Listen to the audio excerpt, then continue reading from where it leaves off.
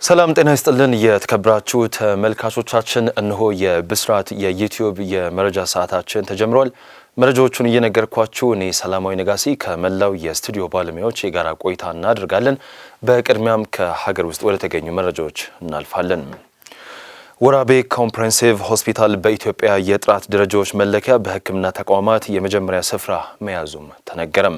የኢትዮጵያ የጥራት ደረጃዎች መለኪያን 88 በመቶ ማሳካትም ችሏል። ወራቤ ኮምፕሬሄንሲቭ ስፔሻላይዝድ ሆስፒታል በኢትዮጵያ የጥራት ደረጃዎች መለኪያ 88 በመቶ በማስቆጠር ከሕክምና ተቋማት የመጀመሪያ ስፍራን መያዙን የተቋሙ የህዝብ ግንኙነትና ኮሚኒኬሽን ኃላፊ አብዱል ጀባር አብደላ ከብስራት ሬዲዮ ጋር በነበራቸው ቆይታም ገልጿል። የተቋሙን የጤና አገልግሎት አሰጣጥና አስተዳደራዊ መረጃ ስርዓት፣ የክሊኒካል አስተዳደርና ጥራት፣ የህክምና ፈጠራ እንዲሁም የስልጠና ማዕከል ሪፖርትም ቀርቧል። በክሊኒካል አስተዳደርና ጥራት ዳይሬክቶሬት ስር ያሉ አብዛኛዎቹ የታቀዱ ተግባራት በጥሩ ሁኔታ እየተተገበሩ መሆናቸውና የታካሚዎች እርካታ 92 በመቶ መድረሱም ተገልጿል። ሆስፒታሉ የተመላላሽ ታካሚ የአስተኝቶ ህክምናና የቀዶ ህክምና አገልግሎት መጠን መጨመርና አካቶ በአብዛኛዎቹ አገልግሎት አሰጣጥ የሪፈራል መጠንና የቤተሰብ ምጣኔ አገልግሎት አጠቃቀም ላይ ከፍተኛ መሻሻሎች ተመዝግበዋል። ይሁን እንጂ እንደ ድንገተኛ ክፍል የታካሚዎች የቆይታ ጊዜ ከ24 ሰዓታት በላይ መጨመርና መሰል ጉዳዮች መሻሻል እንደሚያሻቸውም ተመላክቷል። ከተቋቋመ 3 ወራት ብቻ ያስቆጠረው የጤና ፈጠራ ማዕከል የተቋሙን መመሪያዎችንና ፖሊሲዎችን እንዲሁም የስራ አፈጻጸም መከታተያ ሶፍትዌሮችን በማበልጸግ ወጥነታቸውን እንዲጠብቁ በማድረግ መልካም ጅምሮች መኖራቸውም ተገልጿል። ተቋሙ ለመጀመሪያ ጊዜ በተወዳደረበት የኢትዮጵያ የጥራት ደረጃዎች ድርጅት መለኪያ 88 በመቶ በማስቆጠር ደረጃ 3 ላይ በመገኘት በሀገሪቱ ከሚገኙና ውድድሩን ከተሳተፉ አንጋፋ የህክምና ተቋማት በመብለጥ የአንደኝነትን ስፍራም ይዟል። ሆስፒታሉ የዓለም የጤና ድርጅት ኢኒሼቲቭ የሆነውና የጤና ሚኒስቴር ቁጥጥር የሚያደርግበት የታካሚዎች ደህንነት እንዲሁም ማስረጃን መሰረት ያደረገ የህክምና ክብካቤ ልኬት የተሰራ ሲሆን በዚህም ከፍተኛ ውጤት እንደሚጠበቅ አቶ አብዱል ጃበር አብደላ ጨምረው ለብስራት ሬዲዮ ተናግሯል ስትል ኤደን ሽመልስ ዘግባለችም። ለህክምና የመጣች ታካሚን በማደንዘዝ ከአንገቷ ላይ 90 ግራም ወርቅ የሰረቀው የህክምና ባለሙያ በእስራት ተቀጣም።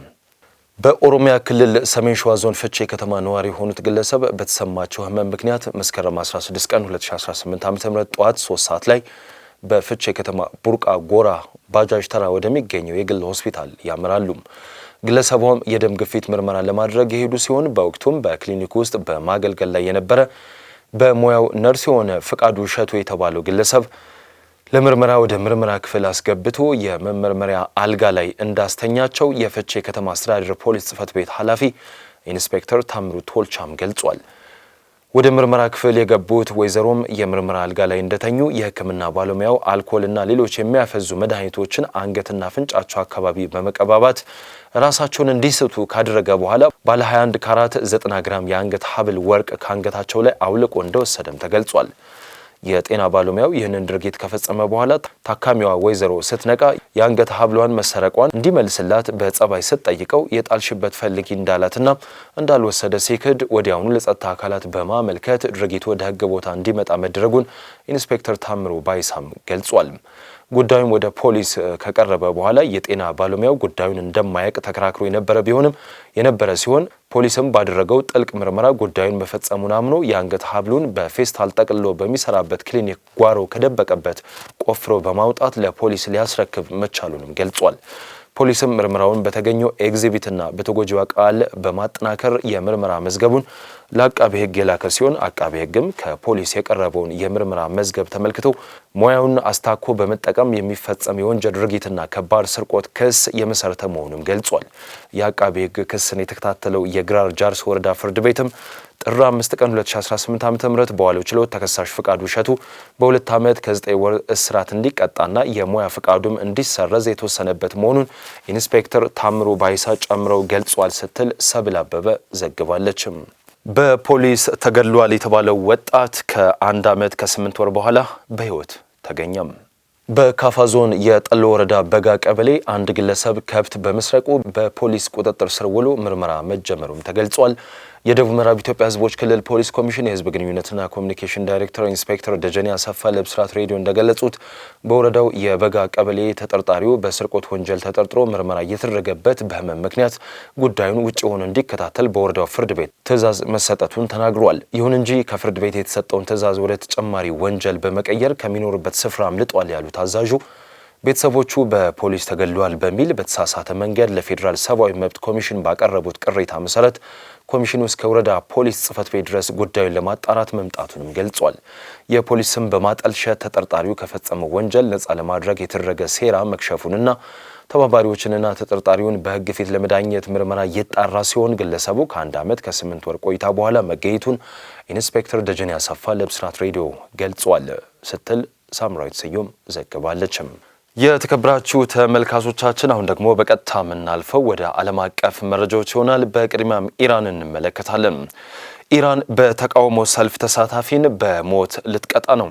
የቴህራን አቃቤን ሕግ በጉዳዮቹ ሰልፎች ላይ በተያዙት አመፀኞችና አጥፊዎችና በፈጣሪ ላይ ጦርነት በመክፈት የካፒታል ክስ እንደሚመሰርቱም ተናግሯል።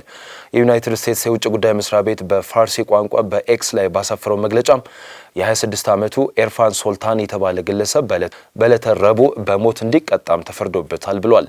ኤርፋን የሞት ፍርድ የተፈረደበት የመጀመሪያው ተቃዋሚ ነው፣ ነገር ግን የመጨረሻው አይሆንም ሲል የውጭ ጉዳይ መስሪያ ቤቱ ገልጾ በተቃውሞው ወቅት ከ10,600 በላይ ኢራናውያን መታሰራቸውን ገልጿል። አልጀዚራ ግድያው እንደሚፈጸም ማረጋገጥ እንዳልቻለ የዘገበ ቢሆንም ዩናይትድ ስቴትስ መረጃውን የት እንዳገኘችው ግልጽ አይደለም። የመብት ተከራካሪ ድርጅቱ አምነስቲ ኢንተርናሽናል ኢራን የሶልታንን ጨምሮ ሁሉንም ግድያ በአስቸኳይ እንድታቆም ጠይቋል። በሌላ በኩል የኢራን የውጭ ጉዳይ ሚኒስትር አባስ አራግቺ ከተባበሩት አረብ ኤምሬቶች አቻቸው ጋር በስልክ ባደረጉት ውይይት በአህጉራዊና ዓለም አቀፍ ጉዳዮች ላይ ተወያይቷል። የኢራን የውጭ ጉዳይ ሚኒስትር ባወጣው መግለጫም አራግቺ በእስራኤልና በአሜሪካ የተደገፈ የአመፅ ጥሪ ውጤት መሆኑን በመግለጽ በኢራን ውስጥ የተፈጠረው አለመረጋጋት ምክንያቱም ተናግሯል። በታይላንድ ክሬን በባቡር ላይ በመውደቁ ቢያንስ የ22 ሰዎች ሕይወት አለፈ። በታይላንድ ሰሜናዊ ምስራቅ ውስጥ በተሳፋሪ ባቡር ላይ የግንባታ ክሬን ወድቆ ቢያንስ የ22 ሰዎች ሕይወት ሲያልፍ 80 የሚደርሱ ደግሞ ቆስሏል። አደጋው የደረሰው ሮብ ዕለት ከባንኮክ በስተሰሜን ምስራቅ 230 ኪሎ ሜትር ርቀት ላይ በሚገኘው ናኮን ራቻሲማ ግዛት ውስጥ በሲኮይ ወረዳ ነው። ባቡሩ ከታይላንድ ዋና ከተማ ወደ ኡቦን ራቻታኒ ግዛት በማቅናት ላይ ነበር። ክሬኑ የታይላንድ ቻይና የጋራ ፍጥነት ባቡር ፕሮጀክት አካል እንደነበር ዘገባዎችም ያስረዳሉ። በሚንቀሳቀሰው ባቡር ላይ ወድቆ ከሀዲዱ እንዲቆራረጥ በማድረግ ለአጭር ጊዜ በእሳት ጋይቷል።